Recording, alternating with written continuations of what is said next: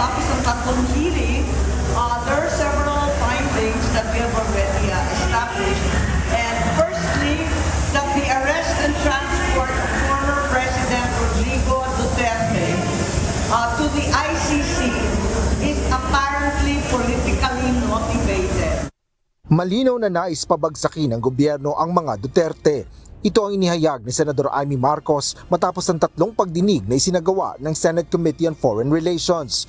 Kaugnay ito ng pagpapaaresto kay dating Pangulong Rodrigo Roa Duterte at pagpapasuko sa kanya ng pamahalaan sa International Criminal Court o ICC. Paliwanag ng mambabatas, nagsimula ito nang batikusin ni dating Pangulong Duterte ang constitutional change sa pamamagitan ng People's Initiative, habang iba't ibang mga pahayag na ang lumabas at aksyon na ginawa ng administrasyon, partikular na ang kooperasyon nito sa naturang International Tribunal.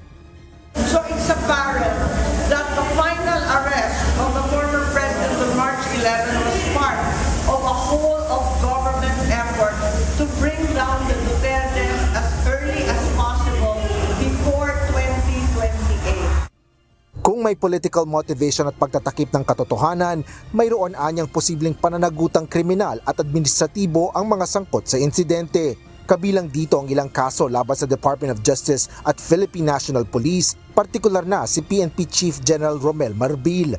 Gayon din sina PNP Criminal Investigation and Detection Group o CIDG Chief Police Major General Nicolas Torre III at Special Envoy on Transnational Crime Ambassador Marcos Lacanilaw.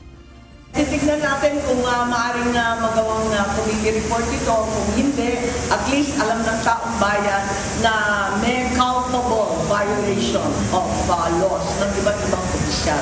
Kinakailangan, alamin natin, maimbestigahan ang korte, kasi hindi naman korte yung Senado, pero ang aming recommendation, very strong recommendation, na imbestigahan ng ombudsman at ng mga korte sa lalong madaling panahon.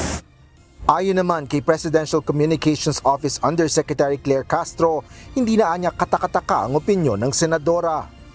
Bago pa naman po siguro nag-hearing ay makikita na po natin kung saan ba ang gawi ni Senator Amy Marcos. Pero karagdagan, of course, ang palasyo dinideny kung ano man ang kanyang opinyon. Bukas ay nakatakdang ihayag ni Senador Amy Marcos ang opisyal na natuklasan sa tatlong pagdinig ng Senate Committee on Foreign Relations kaugnay ng pag-aresto kay dating Pangulong Duterte. Asher Cadapan Jr., UNTV News and Rescue. Diyos ang aming sandigan, serbisyo publiko ang aming pinahalagahan.